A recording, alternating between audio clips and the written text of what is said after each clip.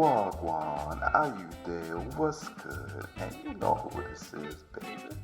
The #1 podcast in America, dedicated to all you kings and queens of color, homies and homettes, shotters, woo gals, G-boys, and charges. The one and only Jerk Jollof and Collard Greens podcast. Wagwan, are you there? What's good? And welcome to episode 35 of the world's most cultured podcast.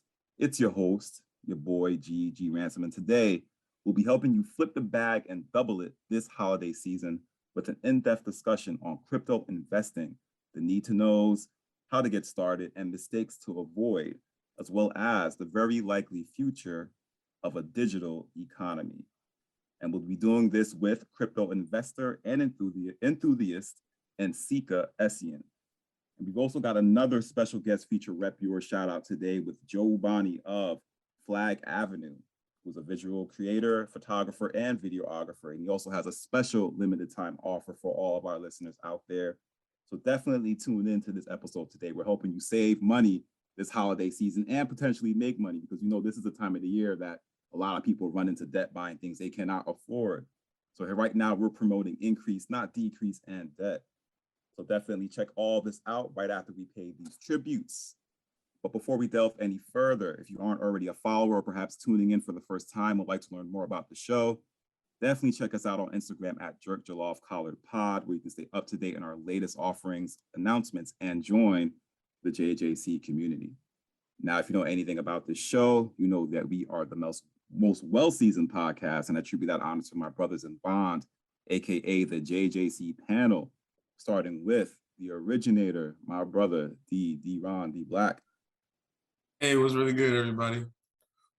All right, nice. Next up, we have the franchise Francis, the social media assassin on our end. What's popping? What's good? All right, next up, we have half old equal half amazing, Dre P, the creative. You for this episode, I like to be referred to as Dre Degen. We're gonna get into some degenerate behavior on He's usually the dad of the group. I know what's going on today. Chunky, you might have a rival, my brother. I never have a rival with crypto. Oh yeah, with the crypto, you know, I know I'm gonna be leaning on you guys a lot, Francis and Dre. I'm gonna be leaning on you guys. But before we jump into, oh wait, my brother Chunky, let me not even skip. I might Chunky, even hear. what's going Forget on? it. I don't know. I just got skipped. I got shout out and skipped at the same time. I don't even know how to feel about that. Shout out You know and what? skipped it. I kind of That's tied mixed you in, and you know what? I got a little ahead of myself. I'm a little excited. You did. You know? I'm You hurt. threw him a layup and he missed it. Nah, I said what I had to say, but Dre kept talking, and he's gonna be a little, ratchet on this one. So I want to see if he exceeds my ratchetness, but I doubt it. Why people get crazy when we talk about money, man? Come on. That's the whole point. Money rules the world, baby. What you Oh my God. It's a serious thing. You know, the boy just turned 35. You know what I mean? And I'm getting a little loose with it. You know what I mean? So forgive me, Chunky. But yeah, co-host. I choose violence. You know, I said my love language is physical touch. Physical touch. Oh, that's a little strong. Chunky, of course, you know you cannot be forgotten. Thank you and welcome back. Welcome back. We missed you. I was gone. Well, that's true. You were on the last couple of discussions. Yeah, you were here. I love you too, Glenn. It's okay. All right. So before we jump into today's topic, we'd like to dedicate this episode's rep your shout out to FLAGAVENUE.com, which is the merchant and booking site of visual content creator Joe Bani. And just correct me if I'm butchering your name there, brother. Fellow member of the Diaspora, friend of the pod, super talented creator, doing it all from weddings, music videos, art, and magazine portraits. I could say it all, but he can certainly do it better. He's even got a special offer lined up for our listeners today, which we'll get into towards the end of this segment. Here is our brother Joe. Say what's up to the people, man. What's up, everybody? Thank you guys for having me. Very happy to be a part of the JJC panel, even if only for a moment. I'm happy to hear. I heard that you're an avid listener of the show. You know what I mean? And that's very good to hear. Can I just ask, who's your favorite member on the panel? This is just kind of curious. Man, I can't pick. I can't pick a favorite from any of you guys because I think the reason I like to listen to you guys so much is because I do have a little bit in common with every single one of you guys. And just listening to stories from college, stories from now, things that you guys get into on a regular basis. Honestly, I couldn't pick one. But it's very nice to see all your faces after always hearing your voices, so I can put the pictures with the names. So That was a mom and dad answer, bro. I know Hey, that was so. I That mean, was so cool. Let's run for. and you want to for know? I love office, all of but you. I got even though he's I'm the just homie, happy I he gotta chooses go. violence sometimes. So I'm that makes offended, sense. Joe. Francis says the most things that I think. The most things that I think, especially on the last podcast with the thoughtful angels. Oh, That see, one with he said all the things that I thought in that episode. because we here, man. We here. I know. That's awesome, man. That's good to hear, man. That was a great answer, by the way. I have my traps, not traps per se. They always call them traps, but I always like to ask, just general consensus questions. Just a little census about how we're doing. But I'm happy to hear that you're a follower. I'm happy to have you here as well. So let's run into it. Can you tell us a little bit about yourself? I understand that you are based out on the West Coast. Yes. I'm based out in San Diego. I've been in San Diego for 8 years, originally from the Twin Cities, which is where I know Francis from. But I've been out here for 8 years. I came out here, I left kind of my whole Minnesota life behind. I went to school at the University of Minnesota. There I took some courses in video production. After graduating from there, I moved on, worked for Target headquarters, did a bunch of corporate stuff, moved out here, got into bartending, which I had done in college. Shout out to the library in Dinkytown, RIP. But I got out here and I met a photographer who needed a video editor. So I started working with him and picked up a camera. So it's been about since 2015 that I've been after this, that I've been kind of trying to make this a thing. And it was kind of a side hustle for a long time. Just before quarantine, I decided to quit my bar job and go into it full time and then quarantine. So here I am kind of restarting post-quarantine things. Understood. And for we understand, you are a visual content creator, videographer, and photographer. So tell us about Flag Avenue, which is your site, which you run independently. And tell us about some of the services. Yeah, Flag Avenue is actually the name of the street that I grew up on. And I always thought if I wanted to start a business, it had to be something that I could Google and nothing else pop up. And if I typed in Flag Avenue on Google, nothing popped up except for a bunch of street signs and pictures of flags. So that's my home. That's where I got my creative side from, is everything that I learned growing up. And since I really got involved with the camera, I realized everybody wants you to do everything. And everyone's going to ask you, hey, do you do portraits? Hey, do you do this? And I truly enjoy doing all of it. So I get the bulk of my business from weddings. That's what I do. This year I did about 50 weddings, which was nice. So I shoot video for weddings a lot. I still do portraits for weddings. But after that, I do a lot of small business things. I've worked with some local liquor brands, large, nationally known, but locally recognized liquor brands, and a few reality stars as well. I've done some work with them. So I've kind of gone back and forth among video, photo. Like I said, I do portraits, weddings. I did a lot of live music before quarantine as well. So I've dabbled my hands in everything, and it's kind of paid off tremendously, both personally and financially. So awesome. I understand that you're actually currently working on a music video for an upcoming or an artist out in LA as well. Yes, that is correct. So I've been kind of, because I've done a lot of live music, I've been trying to ease my way into doing music video production. It's really hard to find artists out here, not necessarily out here like in California, but just out here. It's hard to find artists that you truly enjoy their music, also enjoy their company, enjoy working with them. And so I've kind of put a lot of time and effort into building my skill, but I didn't want to work with just any artist. So I finally, this young lady that I've been working with for a number of years now on the portrait side of things, she finished up an EP. So we're about to throw together a video. We shot the first couple scenes of it this week, and we're going to shoot the next few scenes in the next upcoming week or two. So yeah, look out for that. Awesome, man. That is very awesome out there. So you're pretty much doing it all: music videos, promo videos, photography. And I checked out your site, and you got some really dope art up there as well. So I guess just for our listeners' sake, we like to introduce a segment that we call 60 Seconds. So basically, we're going to give you 60 seconds to fill us, our listeners, in on all the essentials about your business, how to reach you, how to find you, how to contact you, and what you provide. And then we'll also get into this special offer that you cooked up for our listeners, especially from Flag Avenue. So let's go ahead and start that timer now. Joe, 60 seconds. Tell us about you and your business. Okay, my name is Joseph Ubani. They call me Big Bro Joe. I come from Flag Avenue. That's Flag, F-L-A-G. That's F as in Frank, flagavenue.com. And I'm here to capture all your good times. That's really all I want to do. If your good times are in music, if your good times are at a wedding, if your good times are with your family, whatever it is, I'm here to capture your good time. And I want to make sure that when you look back on that good time, whether you're looking back at pictures, whether you're looking back at videos, I want you to look back and cry, laugh, all the emotions. I want those things to come through when you look at my work. Great. That was a great wrap up, my brother. And we can find you Flag Ave on Instagram at FALG Avenue, and also his website at flagavenue.com. And that's awesome. And let's talk about this special offer that you got cooked up for us now with our promo code, the JJC Pod promo code. Can you just fill us in on what's available to our listeners out there right now? Yes. So for the JJC Pod, and only for the JJC Pod, I've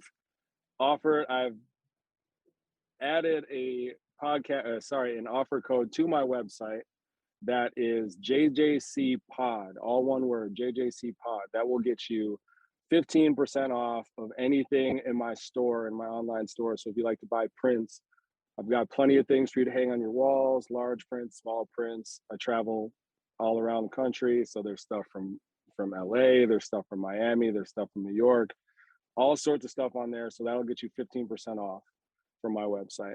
Also, a limited time. I turned 35 on January 23rd.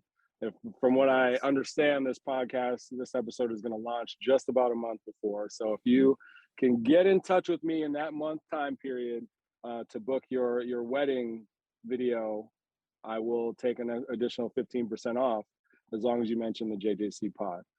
So that's going to be for anybody who wants to book a wedding with me for the 2020 year. If you get in contact with me and book before January 23rd, 2022, you'll receive 15% off of your wedding video services. That is awesome to hear, because as you already mentioned, you did about 50 weddings already so far. So that is great, or at least 50 booked. And that's actually 50 last year, yeah. 50 last year, yeah. That's awesome, man. And that's actually for the first 10 listeners. So definitely, if you're listening to this episode, I know this drops every Wednesday, be sure to do that before January 23rd of next year on the 35th episode. And congratulations on the 35 gang. You know, I just turned 35 episode, as well. 35. That's it's amazing. A sign. It's a sign. KD. Exactly. So definitely once more, yeah, that code is JJC Pod. Go to the flagavenue.com website. You'll get 50% off until January 23rd, 2022 off of items in the store, which are actually really great. I checked them out. I'm about to make my purchase too. And then definitely first 10 listeners can save 15% off on your wedding package. And that's for the listeners, because we have listeners all over the United States. You're willing to travel as well, based on location? Yeah, so here's my travel offer, or the way that I travel is essentially, I spend a lot of time in obviously San Diego, a lot of time in LA, a lot of time in the Twin Cities, and I'm actually going to be spending about two of the next 3 months in Miami. So if you're in any of those three places, Southern California, Minneapolis, St. Paul area, or Miami, I will travel at no travel cost. If you're anywhere else, I will charge a small travel fee. But I will work anywhere in the United States. That is or outside awesome. of the United States, to be honest with you. That is awesome. And speaking as the only non-married member on the panel, I may have to just book you in advance. You take year in advance orders. I go as far out as you're willing to plan, you know. I'm extra prepared. Well, Joe, thank you very much for your time, brother. It was a pleasure. And I look forward to the day of mentioning your name amongst the likes of Devin Allen and Gordon Parks, man. Real talk. Of course. Thank you. It would be a pleasure. Likewise, bro. Joey, thanks for coming, bro. Sure, thanks for having me. I always appreciate you guys. Obviously, keep doing the amazing job that you're doing. I like to hear it every time I turn it on. You guys are like in my living room with me, so I appreciate you guys being there with me. All right, man. Stay safe out there, brother. Bro. Appreciate you. Appreciate it. All right, now without further ado, let's go ahead and chop with our brother Nsikak. He's been patiently waiting. I know he's got the money bag over there flowing, ready to break in on this crypto investing, man. Say what's up to the people, Nsikak. What's up, man? Thanks for having me, man. I'm definitely excited to get into this convo with y'all. You know, we need a lot more Black voices in crypto. We got to talk about this whole space and, like, you know, get our hands on it while it's still early. Facts. So tell the public a little bit about yourself. I understand you're West Coast based. You're not only an investor, but also an enthusiast in crypto, and you have some ties with the blockchain. So tell us a little bit about yourself, where you reside, where you're from. How'd you get into the game? How'd you get into crypto? What about it sparked your interest, and how'd you start investing? Yeah, for me, you know, my background is in music. That's kind of what I did, like early 20s for sure. Like, invested a lot of time just creating, producing, performing, you know, making music videos, the whole nine. And I'm originally from Minnesota, you know, and me and Francis go way back since college days. And you know, I came out to the West Coast about 4 years ago now. So, you know, obviously, like, music opportunities are out here, and then obviously Minnesota's cold as hell, so it was like a good time to just make that pivot. And coming out to the West Coast, you know, I was just kind of starting from the ground up. Like, you know, I didn't have too many connects as far as music goes, and like I was just, you know, getting on my own 2 feet out here. So coming into the West Coast, basically broke as hell. Like, LA is one of the most expensive cities, and just trying to figure things out. And around that time, like, one of my best friends kind of just mentioned to me, like, oh, a bunch of people in my work keep bringing up like Bitcoin, and it's like taking off. And like, this is around 2017, end of 2017, which was like the time that pretty much everybody got to talking about it. Bitcoin made its run from like 3,000 to like 20K that year. And we just started looking into it. We just started Googling how to buy Bitcoin, how to buy Ripple, like all these coins that were like popping at the time. And then from there, everything crashed like that following year. But everybody stopped talking about it. My friends stopped talking about it. But I just got more interested. I was just more and more curious. Okay, there's something going on here. What is it? Like, let me just get my feet wet. And then from there, just kind of started my journey. And I kind of started pivoting more and more into crypto as I started like learning about it over the last couple of years. That's awesome. So you say you really broke into it around 2017, and I can definitely think back to that date, because I remember when I had a couple colleagues telling me like, hey man, you need to get involved, And the whole time I was a naysayer. I'm not gonna front. I was actually, so I could speak from experience that I was a naysayer against crypto, kind of falling into that negative narrative that was really about how it was being used on the black market and the deep web and the dark web, and not wanting to get affiliated with that, but then also being really risk adverse as well by personality. So it's definitely helpful to have you here to help uncover and uncrypt, you know, uncrack this topic really, or crack this topic, I should say, and really get it started. So in other words, how can our listeners actually reach you? You know, you have all the goods, or do you have like a Instagram or anything that we can use to follow you? Yeah, you can definitely follow me on Instagram and Twitter. Say, and my name, Nsikak, just say Nsikak, Nsikak. Yeah, feel free to follow me, hit me up if you got any questions. I'm definitely not as active about like speaking on crypto, because I still feel like I'm still like in student mode personally. But you know, I'm definitely down to always like chop it up. People, you know, all my personal friends hit me up all the time, and I'm definitely gonna be referring to them to like, yo, go to this podcast. We're about to chop it up. Y'all need to listen to this. We're gonna get into all the like, make it digestible and make it like easy to understand for anybody that's like coming in. And also, if you have those fears, like, it's understandable. So, you know, definitely down to chop it up. All right, so let's jump into it. So this first segment will be called Getting Started in Crypto Investing. And could you for us just explain what are cryptocurrencies and what is crypto investing exactly?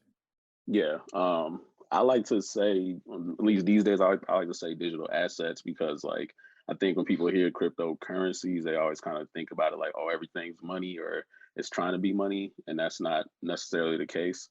I'd say, you know, basically you kind of have to start off with Bitcoin because that's kind of what got the whole party started, and that's like the godfather of the space. And basically with Bitcoin, that was just, it was an idea of money, of like a peer-to-peer digital cash. And the reason that like that matters at all is you kind of have to go and look at how money is, works today. Like if you're to send, any money to anybody from bank account to bank account, Zelle, whatever the case may be, the underlying part of that is like an automated clearinghouse. That's where you see ACH with banks. And basically it's a bank sending like a IOU note to another bank and then they move funds. But the thing about that is we don't see that process. Like we don't know what happens. We just know when we send the money, we're told that it's sent, we're told that the other person got it, and that's all we know. But if you want to really go and see like the skeleton of it, the insides of it, you can't. And you can't because the bank has its own like central entity that says, hey, we do all this. You just know that you guys use us whenever you want to facilitate that transfer. Bitcoin just kind of opens up that possibility of just seeing things publicly, and it being able to say, okay, when this transaction was made, I can literally see when these funds were moved, and it's a public network where no one has true ownership of it. And you probably heard the term decentralized a lot, and that's all it really means is that instead of having this one entity that kind of like takes your funds and moves it around for you, you got a bunch of computers that are processing that, and they're all basically just showing just kind of ledgers of that transaction. They're all just saying, hey, on this date, Francis sent Nsikak this much money, and that's every computer registers that, so you can verify with every computer and say, okay, every single computer on this network verifies that these funds were moved. So we have this digital state of trust, really, and that's kind of what opens the door to. So when you have that door open where it's like, all right, now we have like a digital way to prove that funds or data is being moved, and we have a way to verify that, then you can pretty much build anything on top of that. And that's kind of where all these other crypto assets or cryptocurrencies kind of come in, because then it's like, okay, we can do more than just move money. Now we can like do things like, I'm sure you heard NFTs, which is super popping this year. And the reason that's popping, and like a lot of people, shit on it, but the reason that it's taken off is because, again, for someone that's making an art or somebody's making like some type of collectibles, you have a way of verifying, hey, there's only this many of this thing, and I can verify it with, what's called the blockchain. That's just a way to prove that or authenticate that this is actually exists, and there's only this many that exist. So it just gives a way that, basically we have a digital form of trust that we can build on top of for the next generation of internet. And when you think about like Equifax and like the hack that they had where the company got hacked and all the information gets leaked out, and like all these companies that have suffered that, is because they're all like centralized places where if you're a hacker, you can just go and hack this one main place. But when you think about where we're going as a society, everything's online, all information's online. We need like safer ways that we can keep that information. So when you have something that's decentralized, you can't hack every single computer. And if you can, well, shit, we all screwed anyways. But it's, what I'm saying, it's a lot harder to do that. So then you start thinking like, okay, on a bigger level, we can rebuild everything that we do online and put it on these blockchains. And that's kind of where all these other crypto assets come in. Yeah. Second, great. You unpack a lot. Kill that. Yeah, went in, yes. He knows. Which is good. Exactly. He knows crypto, bro. Exactly. So we're gonna try to make this a little digestible again. Let's do that. Perfect. Like definitely for us, that'll be hit the nail on the head. That's all money right there. But we have a question from the panel, so we're just gonna direct that to you real quick. Go ahead, D. Yeah, man. Because you was talking about crypto, and I know I'm already like, I feel like I'm a rookie already. And then I'm just starting to learn about blockchain. So you kind of went to like 1 million on me. I'm like, oh, the blockchain. I don't know what you're talking about. So I think the first part, just for my rudimentary understanding, because I think the hardest part is understanding the correlation between money and digital currency. And I think one thing, just to make sure I heard you correct, is that, there is physical money. Like for when we go to a bank and we give them physical money to transfer to like another bank, there is a digital component that they use kind of like in the background, right? Right, for sure. And that's basically how crypto all started. Well, it went from private to public. It's more so, yeah, it's removing that central figure, it's removing that like that middleman. So it's like it's basically saying instead of having to go, when you want to move funds, you're going through basically on the infrastructure level, on the base level that none of us see or pay attention to. When you're sending funds, PayPal, Cash App, whatever, we're just doing that. All we see is that the funds get moved, but on the infrastructure level, we know that banks are handling how that money gets moved around. We just don't see that. We're not privy to it, and that's just what we've always been accustomed to. So that's just what it is. We've all been used to that narrative, and it's kind of like, well, why would that need to change, or why would that have to change? And this is all like on a basic level. I honestly don't think it affects too many people, or it doesn't feel like it affects too many people. But then when you like kind of pull back things on like a more macro level, you see like there's just a lot of shady business that goes on when money gets moved around. Like we hear things here and there about these big companies that might get a lawsuit from the SEC or something because some funds disappeared that they were, like it's just big money that moves around and gets shady. But we just don't really have a verifiable way of like proving these funds are moved. We just trust that the banks tell us that they're moved. So this kind of how does that differ how does that differ from because then you're talking about the digital side, and then my mind automatically says, okay, something I'm not familiar with, which is also kind of digital, right? Stocks. Yeah. So how do crypto and stocks differ? Yeah, so again, it all boils down to, I guess, the utility and the use case, because when you look at, like I said, with Bitcoin is more so with the moving of like funds, and it's more so about money, I guess you would say. But when you get into these other like cryptocurrency assets, like the next biggest one is Ethereum. And what that more so is like an operating system. Like you gotta look at that like Windows 95. Like this is a system where you can, instead of just like moving money per se, you can build on top of this. You can build apps on top of it. You can build different applications to use. And Ethereum is more like the operating system of it all. Like it's more like the processing layer for more and more apps to be built on top of it. So when you think of like stocks, like Ethereum would be more like the NASDAQ. It would be more like the Dow. It's more like the encompassing layer for other things to be built on top of it. When you have a stock, you're really just owning, a piece of the company. And obviously you own enough, you'll be like a member of a board. And you'll be like, the company will contact you when they're making any like major changes. But again, with a company, you have a board, you have, certain people that run that company when it all boils down. When you're talking about kind of, these cryptocurrencies like Ethereum, yes, obviously somebody built it and somebody has to design it, but the end goal of it is to decentralize over time. So as more and more people do have ownership, you'll be able to like, be a part of like governance to vote for changes that happen to the protocol. And then, obviously when you're going into different assets, some of them do different things. Like some can be used for like decentralized finance. That's another like big space where you're using a coin as something where you can generate yield and generate like more and more coins, which obviously can equate to more money. But you also have games that are being built, and it's like you own a piece of that game, but you can also use that token within that game to play it. So it's just more use cases depending on what the application is. So I guess and the great questions there and great responses, I guess if we really boil it down to understanding how does a digital asset now yield physical money, like as far as when you start to invest in crypto, like how is it something that's completely digital?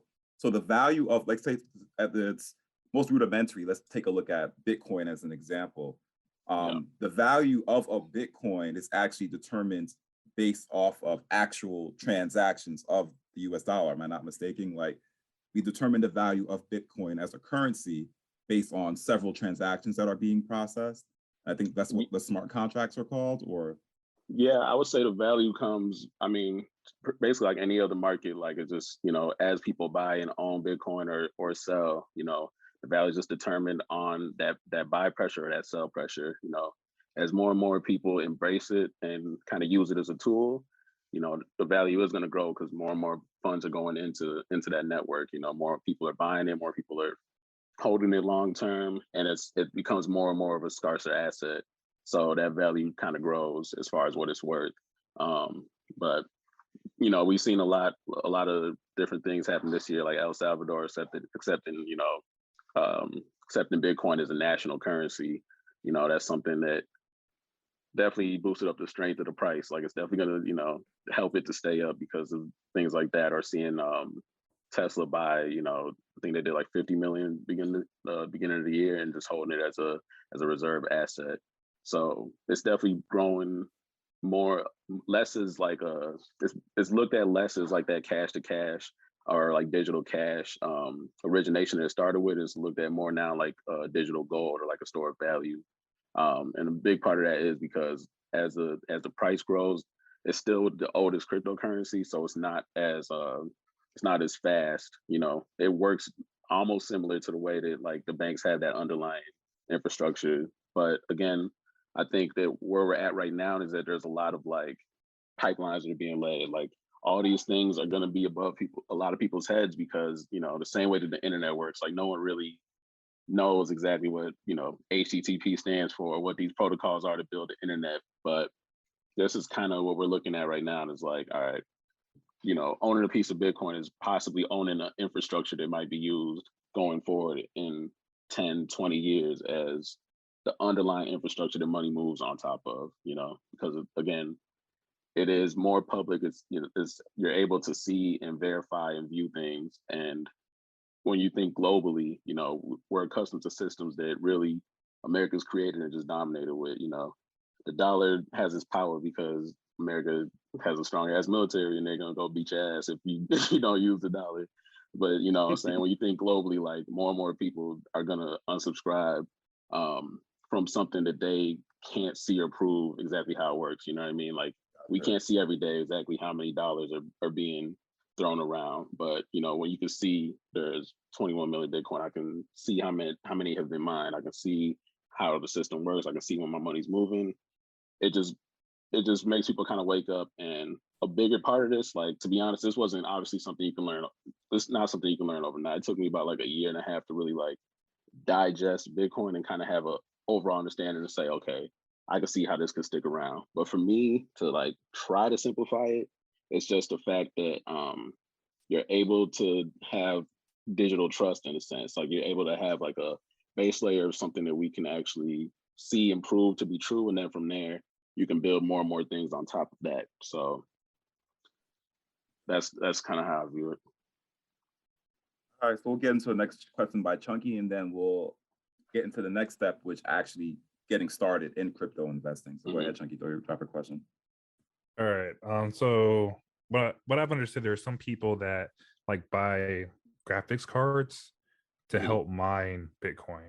So what will be more beneficial, like saving up money to purchase it, or buying that graphics card to pretty much mine it? And also what I heard is just that, I guess, how it's like made, or like whatever thing is, like how it's like crypted, that changes too. So like it can be like one script one day and then be like another script later on in the week. Is there any truth to that? Like, how does that really work? To be honest with you, I personally have never dug into mining, because that was just like, that's a whole nother technical like know-how that you have to dive into. And overall, mining Bitcoin is like basically impossible for a regular person at this point to like mine something where it'd be worth what you're paying for like electricity costs, what you're paying for like the computer GPUs. Like, people like, it's basically, even try to explain how mining works, is that like all you're doing is basically solving like a computer, like a complex computer problem. That's what your computer's doing. And when people solve it, you can basically mine a Bitcoin. And that's kind of like, it gets more and more complex as time passes, and as more and more Bitcoins are minted, as it gets closer to like 21 million. And right now I think we're somewhere like 18 million. So at this point, it takes like, you damn near need like a block of a city worth of like computer, like GPUs to like really mine. And that's what people literally have, like Bitcoin mining farms that are like built globally. And at this point, it's big money that's doing that. Like, you're better off buying the stocks for the companies that mine than like trying to mine yourself. So it's right like, for now, a person that didn't know anything, you explained that pretty well. Who? Yeah, definitely buy the company that mines. I mean, Yeah. I know China like actually banned mining for a bit there. Environmental reasons. Right. And Exactly. China has this like back and forth where they'll like ban. One year they're on, Bitcoin. next year they're off. Yeah, so I never know what's going on, but I know America's being more and more accepting. I know that there's plenty of companies on the stock market that you can definitely buy into for mining. So that actually helps bridge the understanding as far as mining versus investing, which is the discussion here today. So I guess without all of that high level knowledge, as far as what you understand, that year and a half worth of digging in deep, not even several years, we started back like in 2017. Yeah, 2017. Honestly. Yeah. So what is the best way, I would say, to get started in crypto investing? So understanding that you're investing in an asset that kind of can actually be turned, a digital asset that can be turned into actual physical money.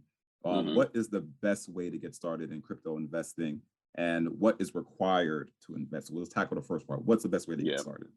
So one thing I will say, like, it is similar to stocks in the sense that, it is an asset, so it is worth something. And that's like the biggest like part, I guess, that can make it more digestible for people. But also, I mean, I know nowadays you can buy like fractionalized stocks, but one thing that like a lot of my friends would say is like, man, I can't even buy Bitcoin. It's one Bitcoin. I don't got $46,000. 50,000. I'm like, nah, you can, it's broken down. You can buy, 0.01, you can buy 0.001. And a lot of times it's kind of a mindset where people feel like, oh, like I don't own one whole thing. So like, I don't want to buy it, which, has led to like the dog coin era.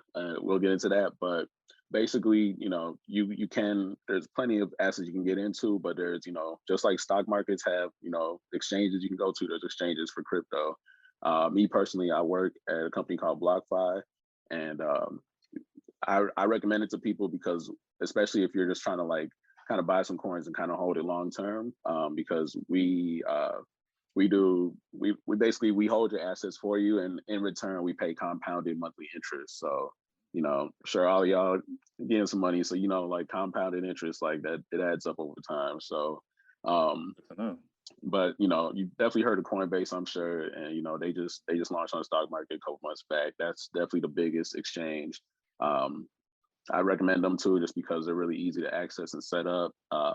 These days Cash App has Bitcoin.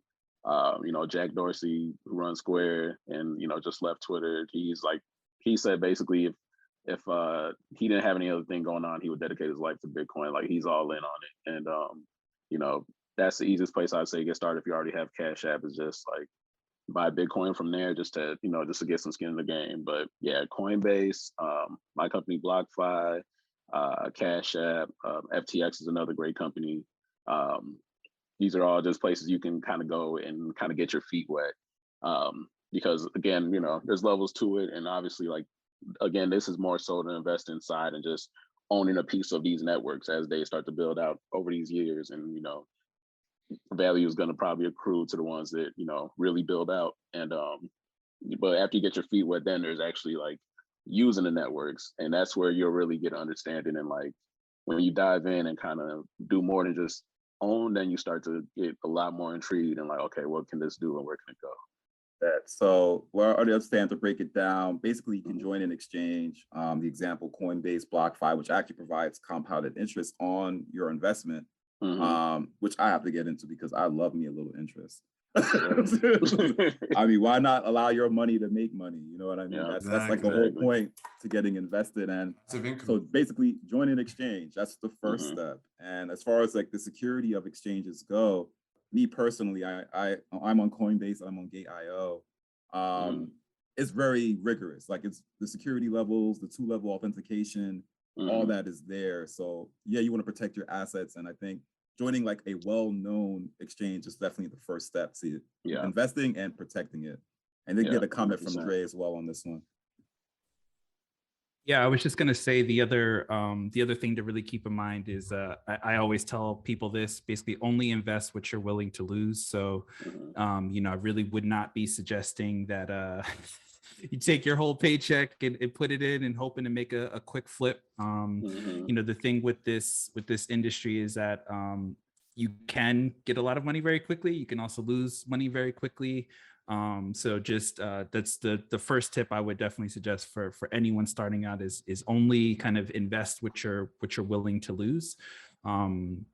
And there will be mistakes that you make, just things like that. But just the biggest piece I always just suggest anyway, I think about it like when you're going to Vegas, right? Or you're going to casino, right? You walk into the casino with that money that you won't be upset, right? You're not going to not be able to pay your rent or. But that's not true. Some people do think they're. Well, some people do, but that's my first tip for anyone kind of looking to get into the spaces. Watch a lot of YouTube videos, try to find influencers or people online, but when you're first starting to think about how much money you're going to put up, definitely I would say start small. Learn a little bit about it, learn about some of the fees associated with these different services. They all kind of have their own little fees on top, but definitely if I can't say this enough, I say this to everyone all the time, all my different group chats that I'm in, like only invest what you're willing to lose. I've heard it. I didn't come up with it. It's a common phrase, but I just want to make sure I say that a couple more times, just so that everyone can kind of make sure that you're thinking about this in the right mindset. There are people making money quickly, but there's also a lot of people losing money. But the people who are making money are probably a little bit louder than the people who are losing. Also, thanks for that, because I was about to move my entire RRA over to you over to don't these wanna... crypto accounts. I think you can actually start like a Roth, like in crypto. Yeah, you can actually do that. I wouldn't say move the entire thing, but okay. Yeah, I was making sure, because I was like, oh, that you just promoted me to like move the entire thing over. Yeah, no, there are ways that you can like staking is one of the terms that's often used. So very similar to like a CD, you can say, hey, I want to put this money for a certain period of time. And basically your reward for putting it away, basically you can't access that money when it's locked up.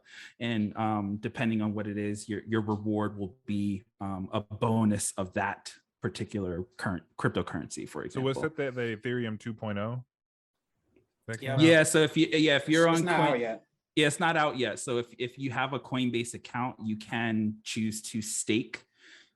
So basically it's just a fancy way of putting it in a savings account. I guess that's my sorry, Nsikak, definitely feel free to slap me on my hand if I'm making it if I'm making it too basic, but that's my understanding, is that you're basically putting it in a savings account that as of right now you don't have the ability to take it out of. So basically as soon as you put it in that 2.0 savings account, so to speak, you'll immediately start to get save interest on that, and then once Ethereum finally makes the upgrade to 2.0, you'll be able to access that money that you put in, as well as whatever bonus you got from being locked up for that period. And I don't know, I'm only familiar with Coinbase being able to do that, but I'm sure other services offer that. That's just the one that I'm most familiar with.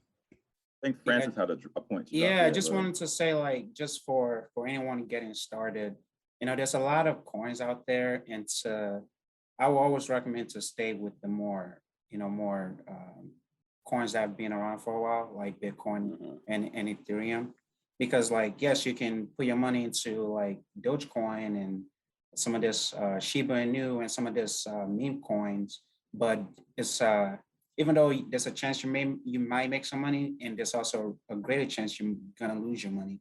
So my recommendation to you is, at least when you're first getting started, nimble on more of the stronger coins. Put some money in there. You can set up a reoccurring withdrawal from your account. Like for example, like Dre kind of used Coinbase. Coinbase does that as that opportunity for you. And also FXC that I also use, you can set up reoccurring, monthly or weekly withdrawal from your account. So you are kind of like just buying it, and and for me, I think it's one of the greatest asset out there. So definitely, if you're not in crypto, you should definitely get started. It's not too late. We are still very early in the game. You have not missed out on the boat. So And definitely take that $5 that you may spend on Starbucks or that you may spend on something else and throw it into an account, right? And just see what happens, right? You really, as Nsikak mentioned, you can, and some of those platforms you can do as little as $1, right? I know Cash App makes it super simple to do $1. Some of the other platforms may have smaller amounts, but yeah, you can really start super small. You don't have to put in hundreds of dollars or thousands of dollars right away. I'm over here trying to be like Don Toretto, living my life a quarter mile at a time. Y'all telling me differently. I gotta take these risks. I want to make those millions. I would have put it in. You got a family. You got a family, man. You got. I mean, you have to be smart too, because right now we in a very unstable state too. We're not sure what direction things are going to go. The market has been down the last month or so, but I mean, there's a lot of information out there. People think Bitcoin might go to 100K, 200K. And some people think we might still see the 80% crash that we've been kind of accustomed to seeing every 4 or 5 years. So there's a lot of information out there, and nobody knows what's really going to happen. So that's why I would caution people to, especially if you are new into investing, to nimble.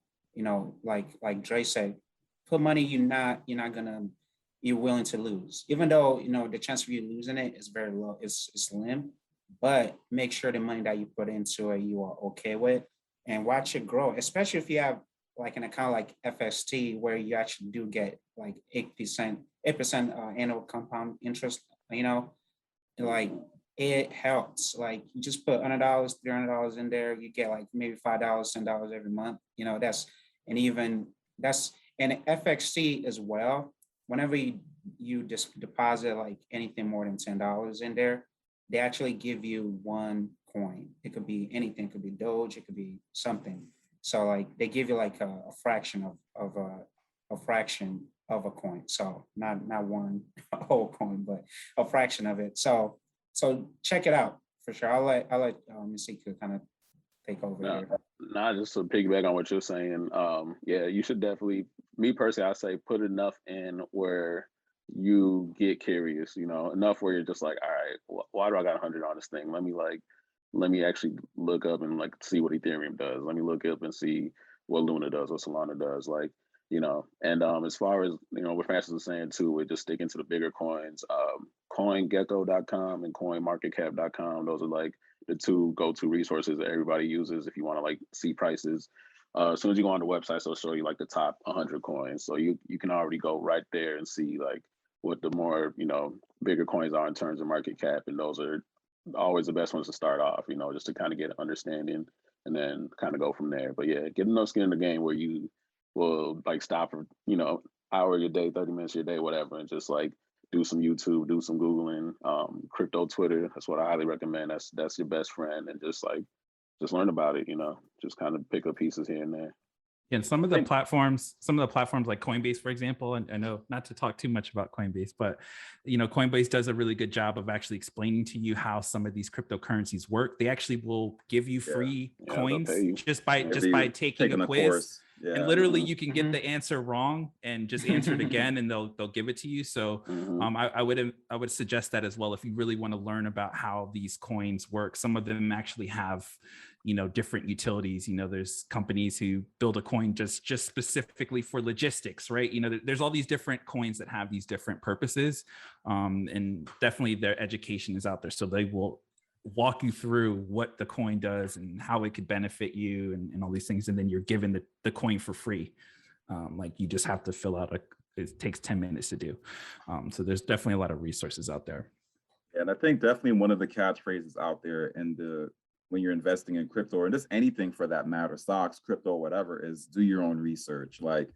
There's a lot of tools out there. There's YouTube University, but also finding credible sources as well, because you can easily find somebody on Instagram that's going to promise you he can flip that Bitcoin for you in 10 days and give you 100 racks. You know what I mean? Definitely, if it's too easy, it's a good chance it's too good to be true. You need to have a good level of discernment with any investment that you make, whether it's stocks or crypto, but especially more so on the digital space, because You never really know who's behind the computer. Join exchanges you trust that are reputable, like the ones mentioned by Nsikak and the fellas here on the panel. And for what it sounds like as well, you don't really need a lot of money to get started in investing.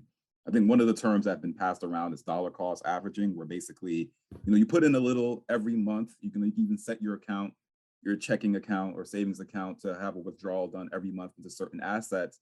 And basically, you just, whether it goes up or down, you're investing in that asset. So over time, it increases in value. As it increases in value, you also earn money off of that. Because my thing is, like, if Bitcoin, for example, is still going up, to me, if I have a very small percentage in that, it's better to me to have a small percentage and nothing at all, and to miss out on the gains. Like, even if I can't afford one Bitcoin at the moment, you can gradually make your way in and still make those gains and those increases. So that's also good to know. Another point mentioned here: invest in practical things, like the meme coins, with the resurgence of the meme coins and everything like that. It's definitely become like buzzworthy, hot topics. But invest in practical things that actually have value, things that are actually tangible. Don't just fall for any coin that you see out there in the market. And speaking of which, Nsikak, can we actually talk about the different types of cryptocurrencies out there currently that people can actually get invested in? Like, I guess if you were to pick maybe like 5 that you would pick off the top of your head, could you go into, okay, these are some of the actual cryptocurrencies you can invest in, and what they are, what they do? Yeah, just to kind of get into some of like the bigger sectors. Obviously, like we talked about, Bitcoin, it has that kind of use cases more basically money based, and then when you get into like Ethereum, which is the second biggest coin as far as like market cap and just like popularity. Again, that's more of an operating system, and you mentioned the smart contracts, and that's kind of how it's processing more than just like money. It's processing all sorts of data, and obviously like other coins are being built on top of that. So that's considered, it's called a layer 1. There's this year specifically, like, when you go back to like 2017, Ethereum had a lot of like potential of what it could do. And this year was kind of the year where it really broke out. Like a lot of different apps got built on top of it. There's a game called Axie Infinity, and it has a token AXS. And like this year, it like exploded because in the Philippines, it's like a play to earn game where you're actually earning these tokens for playing the game. So you're making real money, and it exploded in the Philippines. People are literally making their job salaries, and buying houses and just making all sorts of money just playing this game. So it kind of took off, and it became huge, and it kind of helped like foster Ethereum is kind of like the go-to place to like build apps on. So a lot of developers go there. Like it's definitely like a kind of must-have coin. Like kind of have to own it because like it's again like the forefather of these like operating system tokens or layer 1. But this year was like the first year that all these other layer 1 tokens kind of exploded and took off too when people started building on them. And another big one is Solana. Solana definitely had like a really explosive year this year. It just really took off. A lot of people started building on it. There's a lot of movers and shakers and a lot that's going to happen, and I'm a pretty big proponent of them. So I would definitely say Solana, Ethereum, Bitcoin, of course, and Luna. That's another layer 1.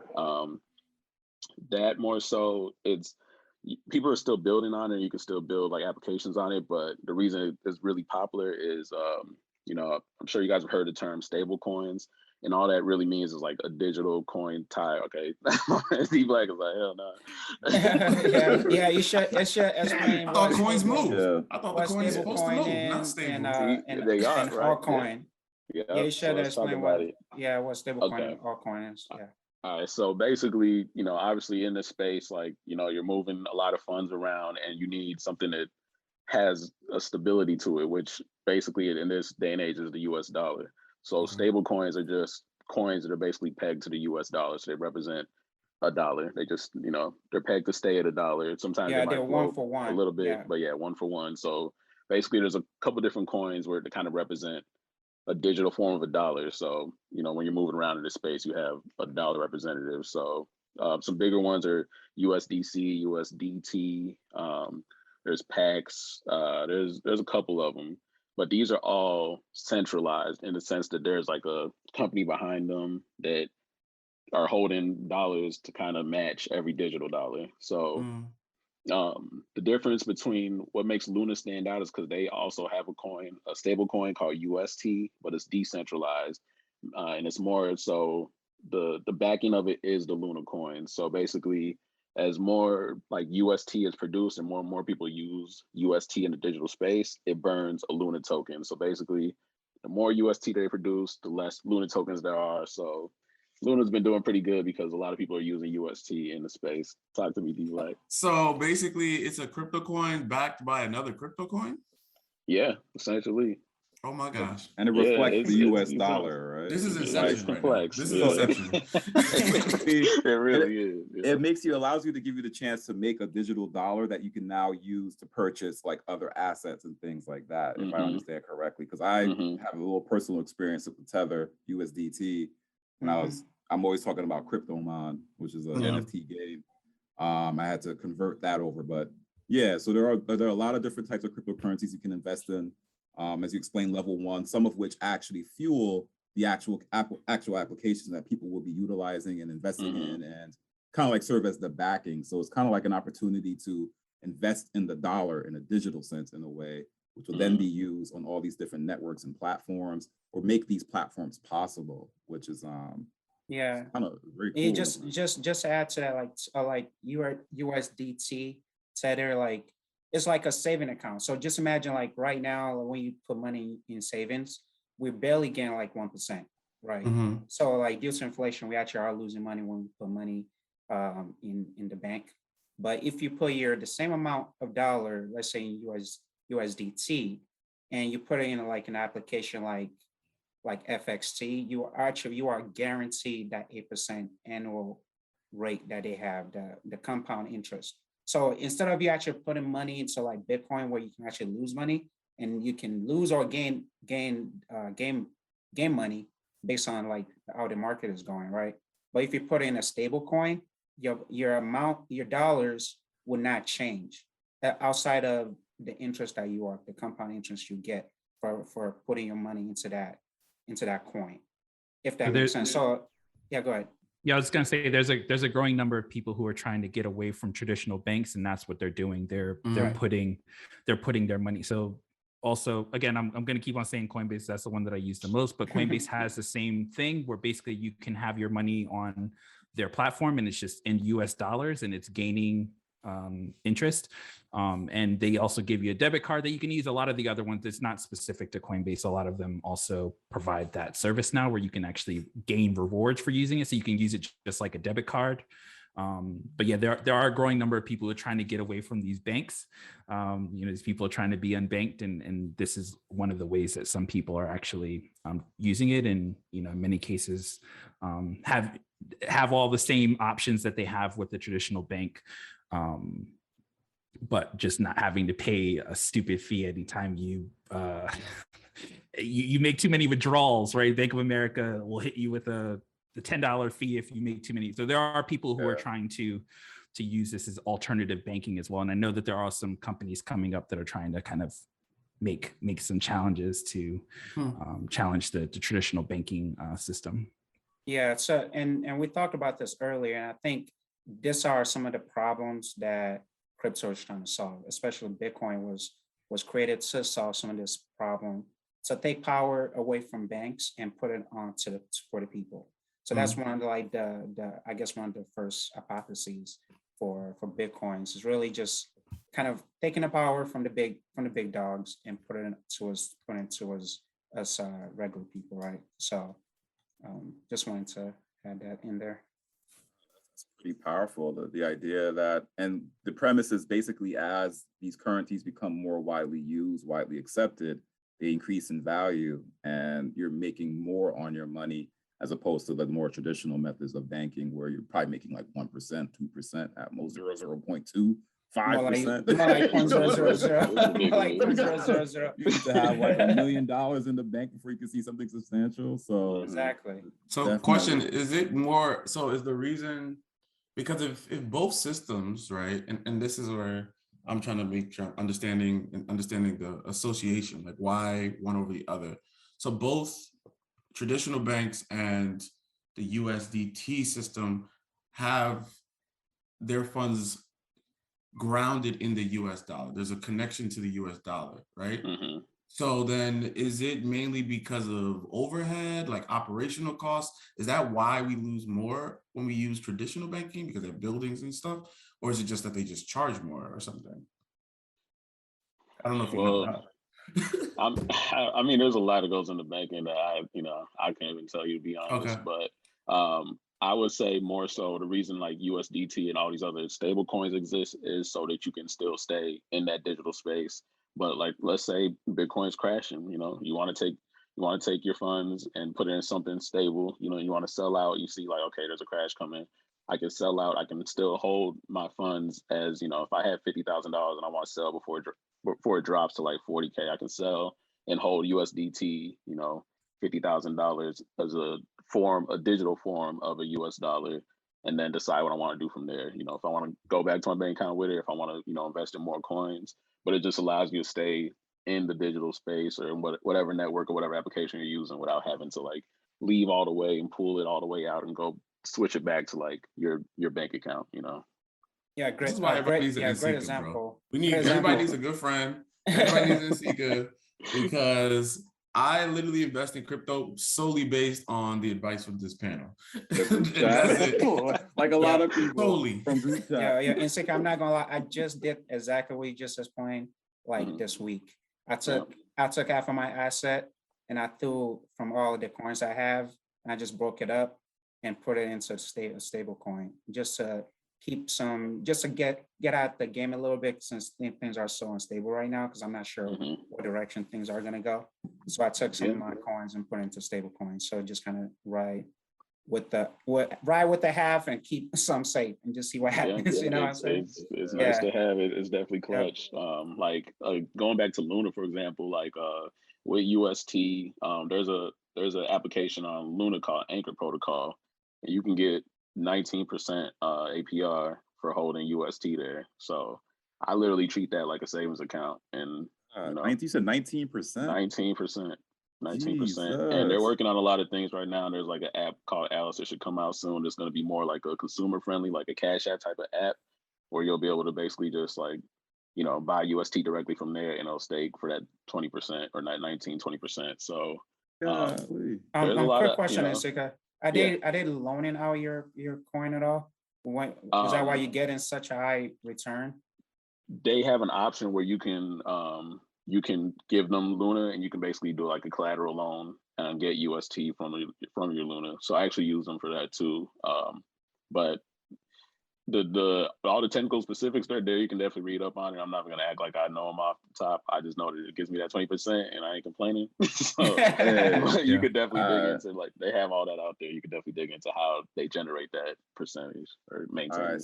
So you're actually able to do crypto loans or loans with your assets on the exchange. So that's another thing for people to look out for. So if you're listening to this episode, we're going to drop some keys in here. We're going to put it on you to actually look into it, but just so you can never say, no one ever told me about this. You know what I mean? Right. So once more, the research falls, the accountability falls on you to do the research, but loans with your crypto, that's an option as well. Yeah, this is where, go ahead, Dre. I was just going to say that there's a company who I was able to do a little bit of work for by the name of Celsius. They also offer the same thing. It's just the word like the temperature Celsius. They also offer like you can take a loan out against your token, right? So they have a bunch of different. So there are multiple companies, but I know of that one because I was fortunate enough to do some work with them.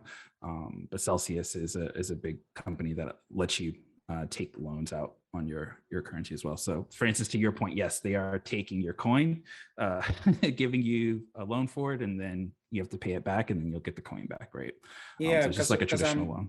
Yeah, that's why I was like, because I know like most that like the average compound interest you get is maybe like 9, maybe 10%.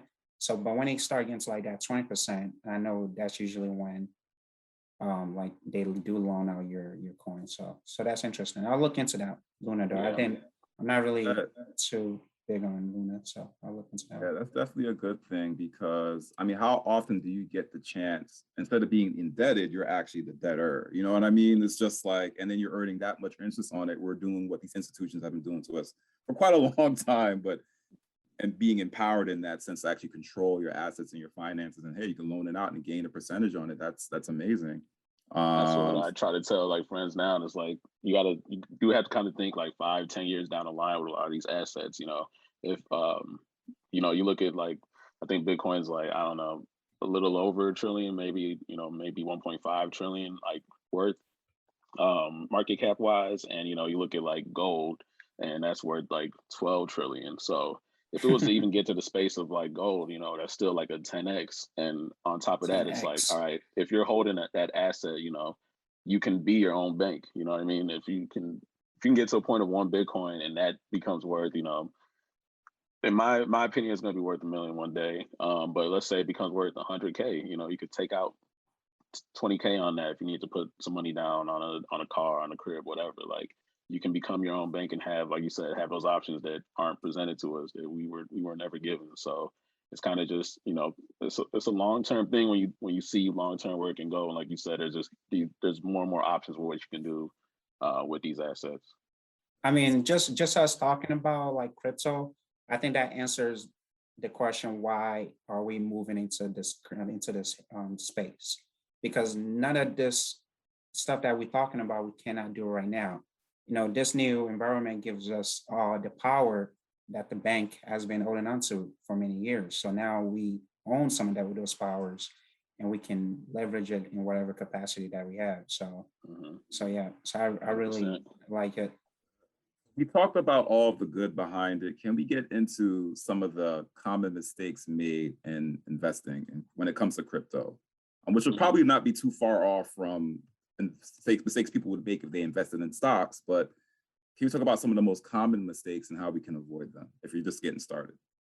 Yeah, I mean, I think right off the top, it's again, I think a lot of people see the price of like Ethereum, the price of Bitcoin. It seems intimidating. They don't want to buy like a fraction. They want to feel like they own something. So like getting $1 million of like Doge or $1 million of like any token sounds, it just feels way better than saying, oh yeah, I got about like 0.0056 of Bitcoin. Like, it doesn't even feel empowering to say. So I think a lot of people chase like a lot of tokens with super micro prices, which is like similar to penny stocks. And again, it's not necessarily the wrong thing to do. I think if you're just like breaking out a portfolio, you should obviously have like kind of the big dogs majority, but you should have a couple of those little plays. But again, I think a lot of people just go kind of head in and they kind of treat crypto like this like casino, and it's like, no, I'm gonna just buy, the Elon sperm coin, and what I'm saying, I just went all in. I got 10 million of those, and it's like, that's cool, but what, like, what I'm saying? People, like, you gotta like do a little bit of research. But the easiest thing you could do is just like look into like market caps and just, it's just a simple thing. Like, all right, like this right now there's 0.00001 for 1 token of it. Cool, you got 10 million of them. For it to go to $1, its market cap would have to be, bigger than the global market cap of everything. So it's probably not going to $1. You're probably a little too hyped. I get it. If you make some money, if you double, whatever, cool, take that money and run with it. If you lose it, it is what it is. But, just chasing like really small cap tokens just with that belief that it's gonna like do what Shiba Inu did and do what Doge did, maybe. But I would, definitely play with small money. I think a lot of people come in and they put a lot of big money on things that they know nothing about. And it's like anything else. Like, why would you buy a stock that you know nothing about? So why would you like put real money into any of those like, meme coin plays? Like treat that with the same level of respect that you treat the money that you can go to, Vegas. Like, just if you're gonna throw away the money that you can afford to throw away, and then like keep it moving. So that's I that's a big because thing. my friends told me to. See, see, that happens all the time. Man. They're right here. They're right here. They're the ones that told me to invest. Crypto King on IG told me to put this money in this account, and that's what I did because he's the crypto It's king. funny because people always trying to like, they try to sue people too for that. Like, bruh, I'm not a financial advisor. Yeah, people follow these YouTubers, and it's like that YouTuber is just shilling what's hot right now. Like, don't just follow just any old person. Like you said, do your own research. You have to. You just gotta look into it a little bit. Just make sure what you're investing in is legitimate. And again, get your feet wet. Like if it's a protocol, try it out. Use it. Like see if it's legit or not. If it's whatever the case may be, whatever coin it may be, just look into it a little more, just try it out, use it, play around with it.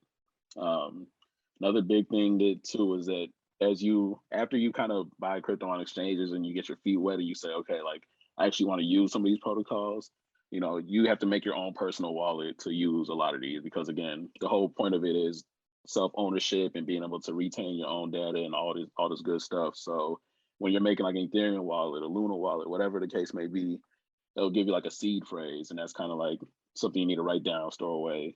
A lot of people, they'll like take that seed phrase and they'll get duped on like Twitter or something and like get some kind of fake like wallet support that hits them up. They're like, oh, I need your seed phrase so I can help you out or something. And, people give away the information to everything on their wallet, and get their wallet drained. To unpack that piece, you said wallet. So for people to understand, there's a distinction between an exchange and a wallet.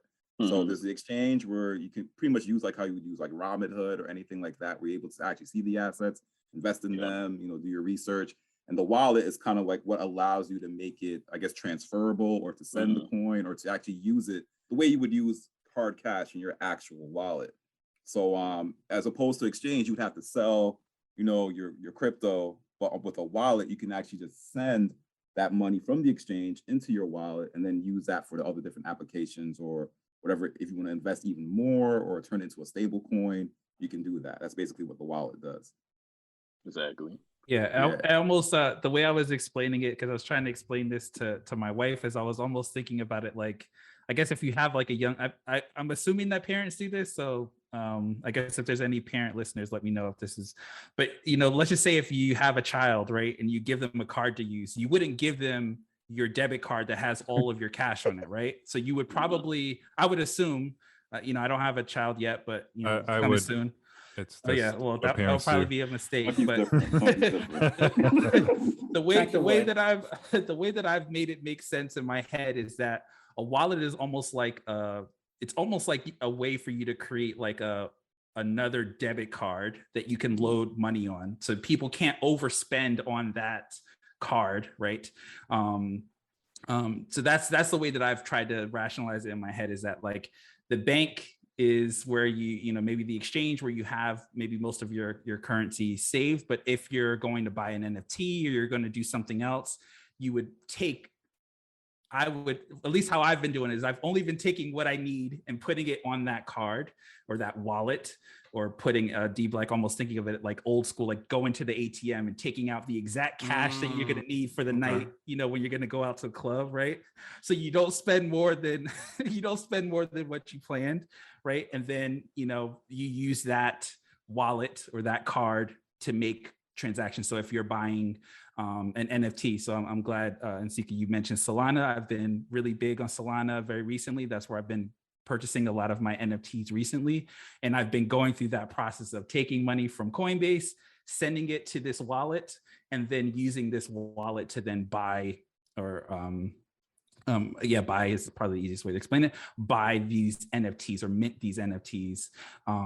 But at least the way I use it is that I don't have any real money on the wallet. I basically just have just enough to do whatever the transactions that I need, just to be kind of safe. Well, Nsikak, I wonder what do you think about that? Because I know like wallet can also be a way for you to actually keep your funds safe, because people, you have cold wallet where it's not, I don't really know all the like too much about the cold wallet, but for people who have significant amount of funds in their cryptos, you have to think about different ways to keep your funds secured. So I think sometimes, I guess I want to hear what Nsikak thinks. Do you think it's better to actually keep a fraction of it in a wallet, or should all of it should be in a wallet? Yeah, no, I agree 1,000%. You should definitely have things split up. Like, me personally, I got like my BlockFi, I treat that almost like a 401k. Like, I'm just like stuff I'm not touching for like a decade. I got wallets that I have more or so coins I'm just kind of holding long term. When you're doing things like interacting with different contracts and different applications, you have to like connect it to you have to connect your wallet to that application in order to use it. So, with that, you have to kind of accept that you're interacting with that protocol or whatever it may be. And it's still early. So, a lot of people might interact with a protocol, and there's some shady type of project or whatever it might be, and it might take the money out of your wallet. So yeah, using a wallet with however much set money when you're kind of interacting with something new that you never used before is a smart thing to do, because again, creating a wallet takes 5 seconds. So it doesn't hurt to have like separate wallets for different things. And like you said, there's also like the cold storage wallets, which are more like USB sticks or boxes that you can kind of keep offline and stuff you want to hold long term. You want to like keep something like that. Whereas like you have like software wallets, which is just like something that's on your web browser or on your phone that you can just connect to these different websites to interact with too. So yeah, it definitely doesn't hurt to have different wallets split up. And let's my circle it back. cousin, yeah, my cousin has a question. Yeah. Oh yeah. Man, I have so many questions. Let's get into it. I got so many questions. First of all, I appreciate the explanation between cold wallets and soft wallets. You use hot and cold. Hot and cold. I was like, why is we going soft? Yeah, because hot is the easiest way to because it's on its way out. But anyway, with the cold wallets, I think that's actually really interesting too, because it reminds me of this story, and I actually just try to look for it and I can't find it, where some guy who had like a whole bunch of money on a flash drive or something, Bitcoin, and he lost it. It can't. Yep, that happens all the time. That's very similar to what Nsikak was talking about with so when you set these up for the first time, they give you these things called a seed phrase. It's normally just a series of really random words. It's 12 to 16 or even more. And it'll literally just be words like banana, tomato, whatever. And basically you have to keep, it's like a password on a password. It's a password on steroids, right? It's like a secret agent. Yeah, exactly. And some people forget these things, or they write them down maybe on a piece of paper, and that piece of paper is lost. And because this is so secure, if you don't have that that phrase, you are out of luck. And some of them are built in a way to where if you enter it incorrectly too many times, you could potentially be locked out of it, right? So there are like these really crazy horror stories of password reset. You know how many times I forget my password? I mean, the best way to around that is a lot of the times they give you the option to save it to your Google Drive. Oh, okay. Yeah, but that's still risky. Yeah, right? I was gonna say that. There's some. Nsikak's like, no, don't do that. Like I've heard some stories of like the Ethereum co-founder. He talks about how he has it like saved. He has it like written down in one place, and then it's like written in another place. So like he has like half the thing, in different places. So if somebody were to break into that house, they would only have half of his how would you know? I think that makes more sense, is to like do old school and like write it down and store it somewhere, or write it underneath your desk and have like a magic marker to like highlight it. Get it tattooed on the inside of your lip. You wanted something. Someone's just want to like just cut your lip off. So if that's what you want, that's on you. All this stuff is like super good knowledge. I know I've been very quiet. Like for me, I'm very not new to crypto, but I'm not as involved in it as the rest of the panel. Like people drop stuff in the chat, and by the time I look at it, it's like 10 days later, and like whatever crypto they're talking about is like now out of the range of what I can do with it. And I'm just like, let me catch back up. But the sites that you're providing are pretty dope sites, in a sense. Like this entire time I've been on my phone and on my computer, like, oh, let me type all this stuff in. And I think it's really good for beginners in a sense that now I can actually track what's going on. I think the hardest thing is that you're saying it took you many years, or you're saying like a year and a half, but to me, it seems like it took you a while to kind of compress this information and make it digestible and still present it. And even as you're presenting it, it's still hard to track. But having that material where it's just like, all right, here's 4 or 5 different websites that break it down in different ways. Here's one website that I can actually read and learn. Here's another website that's actually live tracking everything. So now I have more tools in my tool bag to understand, like, okay, I just read this, but what's the practical application of it? Yeah. Okay, there's hot sticks and cold sticks and medium lukewarm sticks. I don't like it's Why are it's they a lot sticks all of to a sudden? hear. You're confusing me. But, yeah, they went from wallets to sticks. We're extra confused now. Oh, so boy. that's what I'm saying. It's like that's my point, is where it's like it's a lot of information being thrown out, so it's hard to grasp, and even months of sitting and looking at it.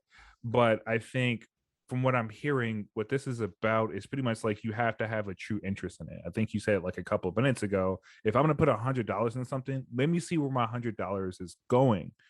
This isn't pretty much going to the blackjack table like, all right, you know what, I'm going to put a grand down and see what happens. It's like, all right, if I'm investing $1,000 into this, how is it moving? When am I losing? Like I've played with stocks, and it's just like, let's take Peloton, for example. Like it was climbing, and I got busy with work. I turned around. I'm like, damn, I'm down to $42 with this.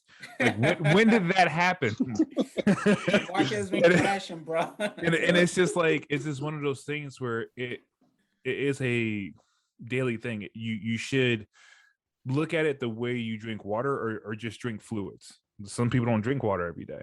So whatever your natural thing is every day, make that a part of your rhythm. So like for me, for stuff, like I do brain games in the morning when I get up, and it becomes a consistent thing. Or I work out in the morning, becomes a consistent thing. So you should be checking your wallet. You should be checking these websites. You should be checking where things are going. And better yet, you should have someone like you on the team that you can tap into, right? So I think this will eventually replace a financial advisor, someone that is very knowledgeable about crypto, with the way our generation is going and generations after us are going. So I greatly appreciate all this information. And like I said, I've been sitting here quiet because I'm just like, my head's exploding. I'm picking up my brain matter off the floor, trying to put it back in. and it's just really, really good stuff. Chunky, go ahead, Nsikak, sorry.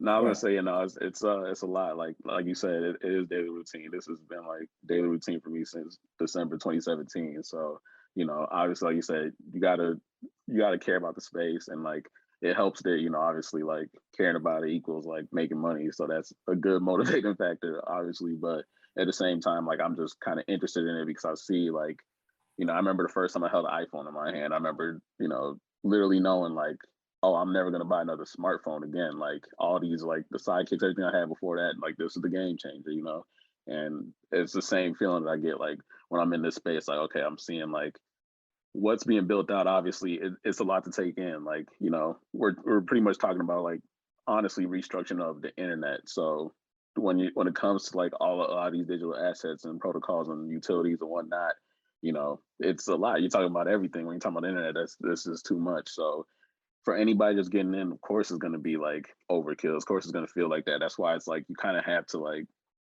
honestly, I would say even just go and like look into the top 10, top 15, top 25 on the sites like CoinGecko and CoinMarketCap, and kind of wrap your head around those and kind of like, digest what's going on there, why those are worth something, and then from there, if you develop interest for it, so be it. If not, buy the top ones and just hold it and make some money. Yeah, so I guess like on that point as well, because you probably, for people like Chunky, and I'm not too far from there either, I just, took a little bit more time. I took a little bit more risk in a sense, but it's like, could you provide some of the best sources you feel, in your opinion, are the best to learn or to start digging deep in? Like once you got your feet wet, and also you don't have to necessarily set up a wallet. You can stick with the exchange and keep your assets there and hold that there for the long term, if that's more your speed. The wallet is really just there if you need to make transactions, if you feel like you want to purchase some of these other assets or some of the things that are happening, like the NFTs, for example, which we'll probably have to make another episode. But apart from that, what are some of the best sources you feel are to learn like some of these, with your knowledge? Like what were some of the sources that you turned to personally to learn about investing in Bitcoin? Honestly, one of the go-to apps I would say is CoinMarketCap. Just using the app, what's nice is that like any coin that you look up, as soon as you like click on that coin, it'll kind of give you obviously it'll show you like the chart and like where the price is, but if you scroll down, it'll kind of give you more of a breakdown of like how this coin came to be, what it's used for, the whole point of it. So it'll just kind of give you that basic understanding. Again, Coinbase is great because they literally will pay you a couple bucks or a couple tokens or whatever, but they're literally giving you really small, simple breakdowns of coins. So yeah, it's Binance Academy. If you just literally Google Binance Academy, another great like place that just kind of breaks down things.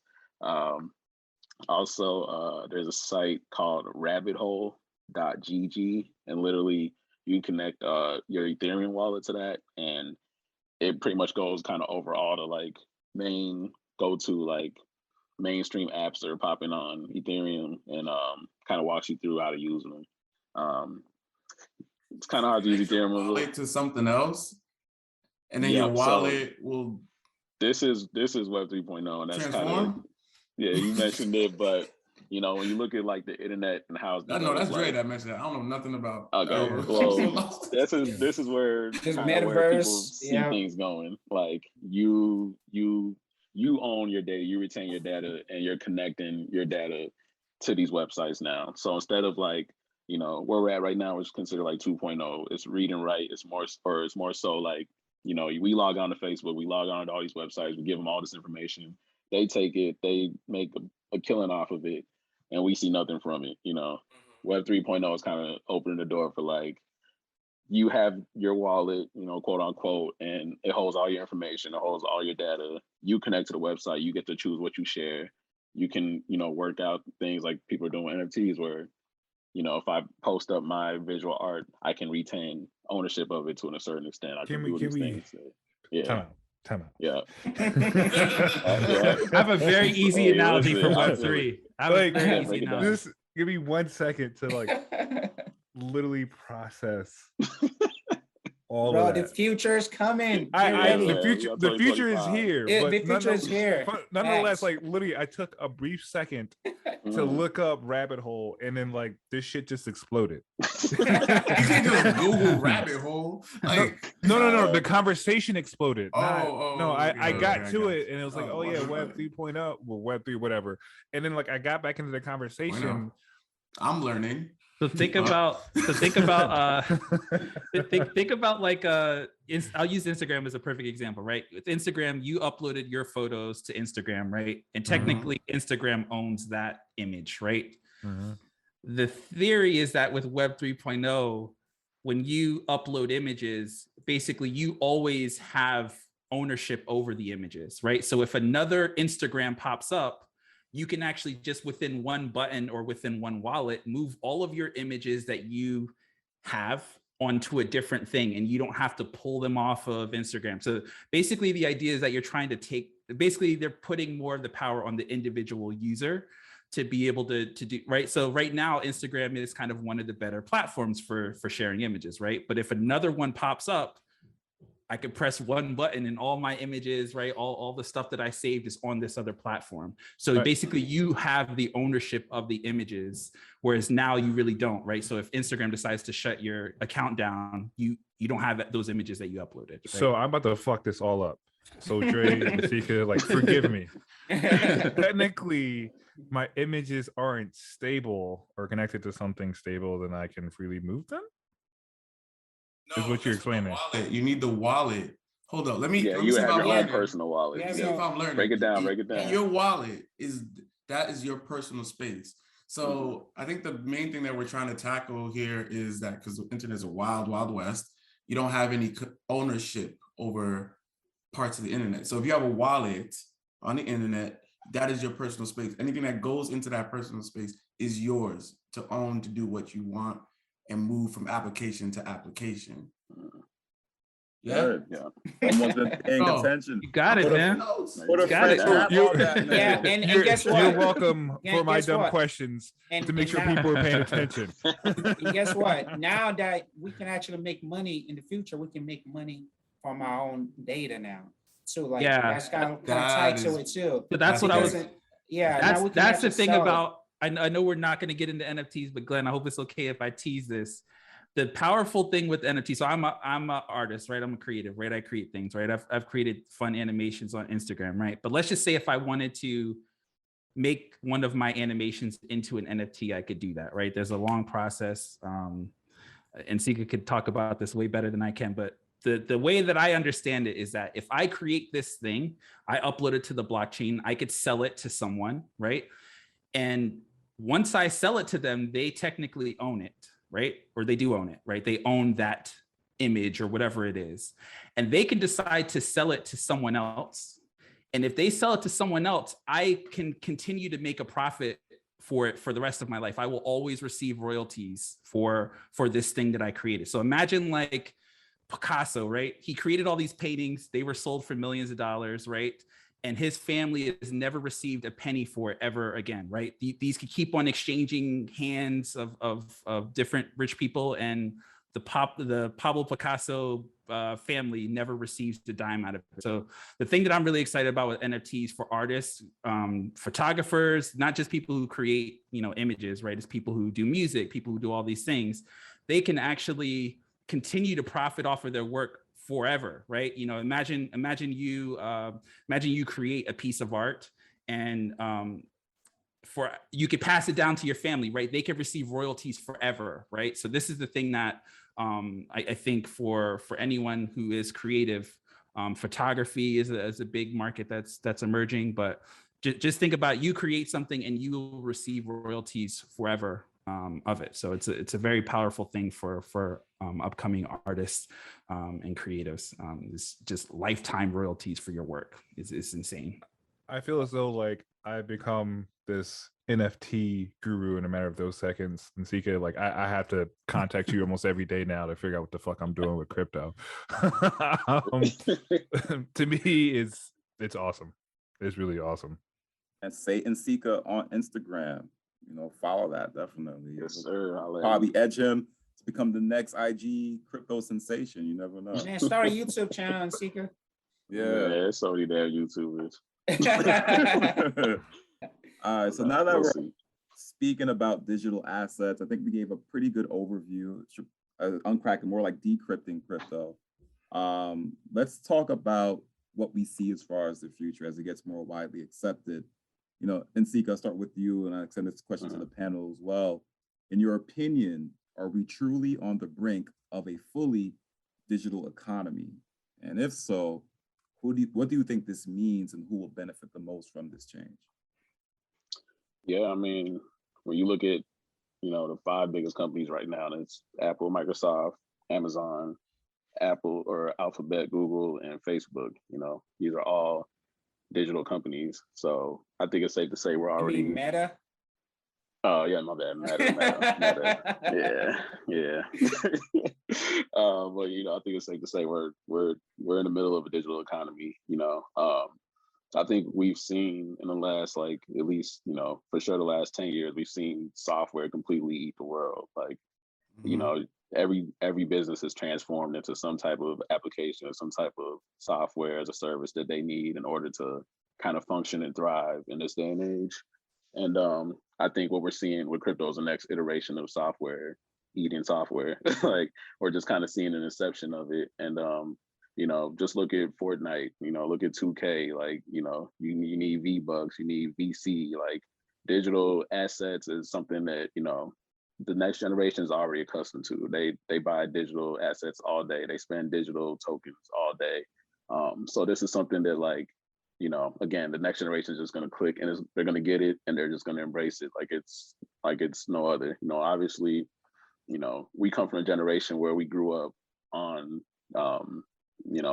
on a physical world. We came from yo-yos and, what I'm saying, like, real assets that you could feel, where these kids are growing up on iPads, they're growing up in this digital realm. And obviously there's talks of, metaverse and all this stuff. So yeah, I think we're knee deep in a digital economy. I think we're just going to see it grow more and more. And it really just boils down to what applications really affect consumers, like what applications are really a necessity. I think with crypto, and obviously, like, with the inflation raises with the US dollar, we need yields and, interest that generates higher than 0.05% in a savings account with a bank. So crypto's going to play that role. I think that when it comes to gaming, there's going to be more and more play to earn games. That's kind of like where crypto's also popping off. Like, why shouldn't you get paid to play your games? Like, we all game, like, we all love it. This is kind of what we grew up in. And again, like, it's just embracing the things that we're already doing as a society and, like, really monetizing it. It's like, why not? So yeah, absolutely. It'll benefit anybody that just really embraces it. And I think the next generation is definitely set to, like, take this and like soar with it. I think we're still figuring it out, ironing things out, but they're gonna take it and run with it 100%. Any other thoughts from the panel on that? I'll just say I definitely learned a lot. I don't know if I absorbed it all. I took as much notes as I could. But the first thing I know, yeah, we got to first of all, actually, yeah, that's a good point to everybody. Make sure you re-listen to this one. There's a lot of major keys in here. So make sure you re-listen to this one. But at least the number one thing that I understood that I need to do, I need to get a wallet ASAP. Facts. That Luke Gwan wallet, man, comes in handy. Protect it too. Yeah. Greg, yeah, we what's you gonna say next? Yeah, no, I was just gonna say, yeah, that I think Nsikak killed it. Yeah, I think it's really exciting times. I'm really definitely with the digital, my nephews, and they all are asking me for money, for V-Buck money, right? They all want to buy these skins, these things that really give them no advantage in the game, but they look cool, right? They see themselves as these characters that they're playing. So yeah, I think they're definitely, they understand it. They're going to be in a much better place than some people our age, right, who are going to get left behind because they think this is a joke. They think this is not serious, right? They can't understand it. They're not open to seeing how this could potentially, really for a lot of people, right, really financially empower us to quit our jobs, right? There's people who are making money in crypto, like they are day trading, they are trading NFTs, they're getting paid to manage Discord servers, right? There's all these other kind of economies that are coming off the back of crypto, and I really think that there's going to be some people who are left behind just because they're not open to seeing what this can be for people. But biggest thing for us, I think it's a huge way for us to be kind of financially empowered, because there's really no kind of ways to, at least as of right now, knock on wood, the government has not stopped for some of these things from happening. So I think there's definitely an opportunity for some people to become financially independent, right? To not have to have a traditional job. There's all these other ways within crypto that people can, artists, right? Marketers, right? There's all this growing industry within crypto. You don't have to be an artist. You don't have to be a technology sound person, right? There's all these little things that are popping up, and I'm seeing all these stories every day of people who are like, again, quitting their jobs to being 14-year-olds, 15-year-olds making 30 racks. Like, what's going on here? Yeah, for real. Yeah, me too. I'm super excited about the future. Actually, like, I was just watching a video earlier today about like just what working from home may look like in the future. Just imagine you working from home and we could all meet in a metaverse, and we could still interact with each other like in a really cool way. Just like what is with you in the metaverse? Like, you because look on this thing right future. now. This Is I'm just. I just need to quickly explain. I just think it's so funny because my cousin wants to drop this metaverse so bad. Because the metaverse is exciting, bro. And then Nsikak is like, no. That's another episode. No, we're not. I'm just saying, but it's all still tied back to the digital space, right? What the future is gonna look like. My bad, cousin. Or like the NFT space is really like, I need to like really kind of start dabbling even more into that space a lot more. But I think Drake kind of mentioned it really well, and Nsikak said it real well as well. And I will leave the metaverse alone since you already came at me, so I'll just stop.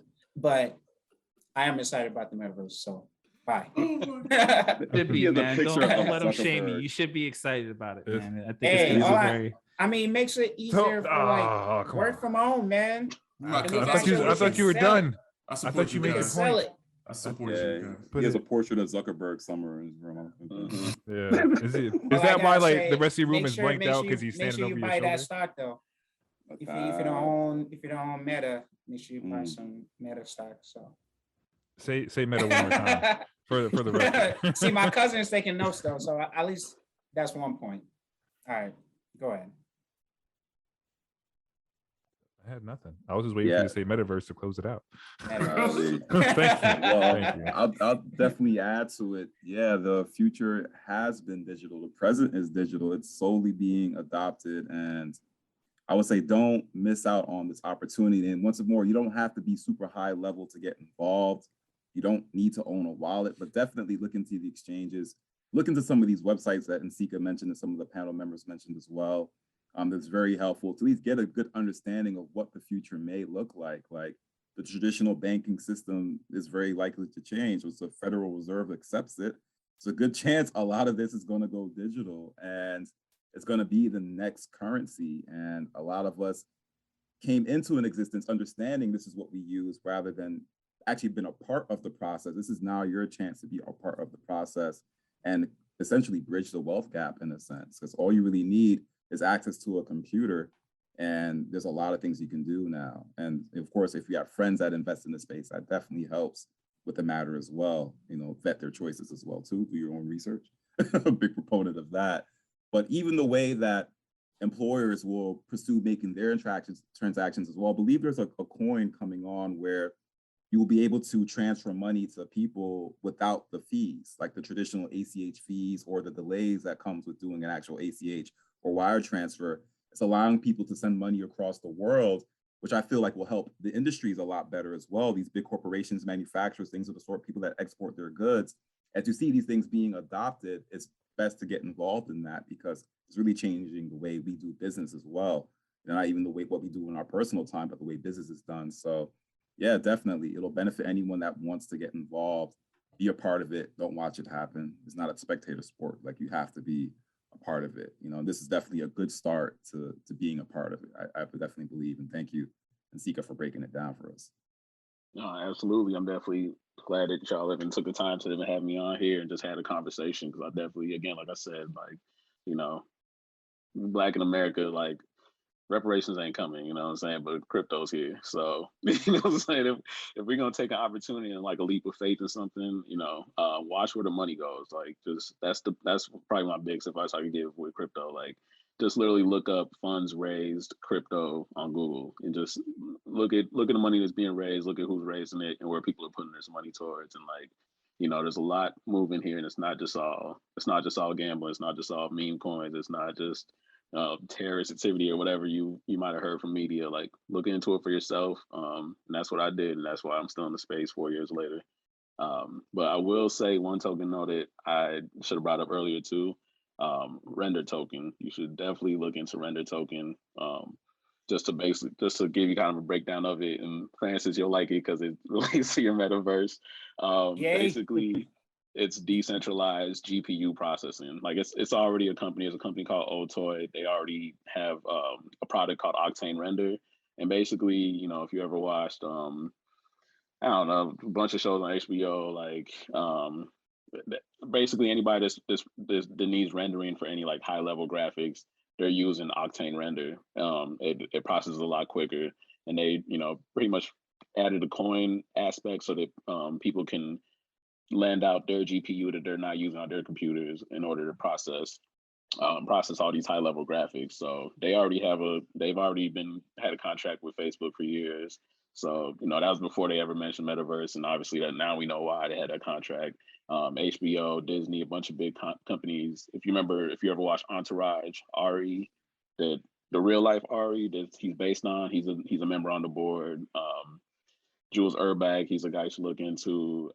Beeple, if you heard of him, he had like the biggest sale, like $69 million NFT sale this year. He's on the board. Like it's an Avengers lineup, but it's very legitimate, and it's definitely a shovel in this gold rush. So look into Render.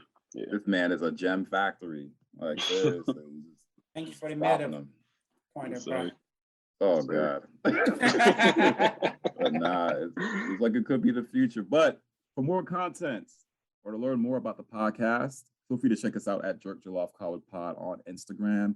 Another shout out to Joe with Flag Avenue, our Rep Yours guest. And of course, a major shout out to our topic discussion guest today, Nsikak, helping us crack the code on crypto investing. And podcast episodes drop every Wednesday. Stay tuned for the outro coming right up to learn additional ways to reach us and send us your feedback. Be sure to like, share, follow, and subscribe, especially if you like what you're hearing. But always feel free to leave us a review on preferred streaming platform of choice. And until next time, stay well, stay safe, stay blessed. Keep your wallet secure, your exchanges secure. And honestly, if you don't know what to give this Christmas season, maybe give some crypto. That would be a great gift, the gift that keeps on giving with that compound interest too. Otherwise, keep it cultured. Thank you for joining us. Stay safe. Peace. Peace. And that concludes today's episode, but that doesn't mean the conversation has to end. As a matter of fact, feel free to check us out at JJC Podcast on Facebook, Instagram, or Twitter for our post-discussion question following the release of this episode. If you are a Black or minority business owner or professional that would like to be featured on the Rep Yours segment of our show, or a listener with some general feedback for the podcast panel, feel free to shoot us an email at jjcpod@gmail.com. As always, likes and comments are always appreciated. Be sure to subscribe or follow to be notified when the next episode releases. And until then, stay safe, stay blessed. Peace.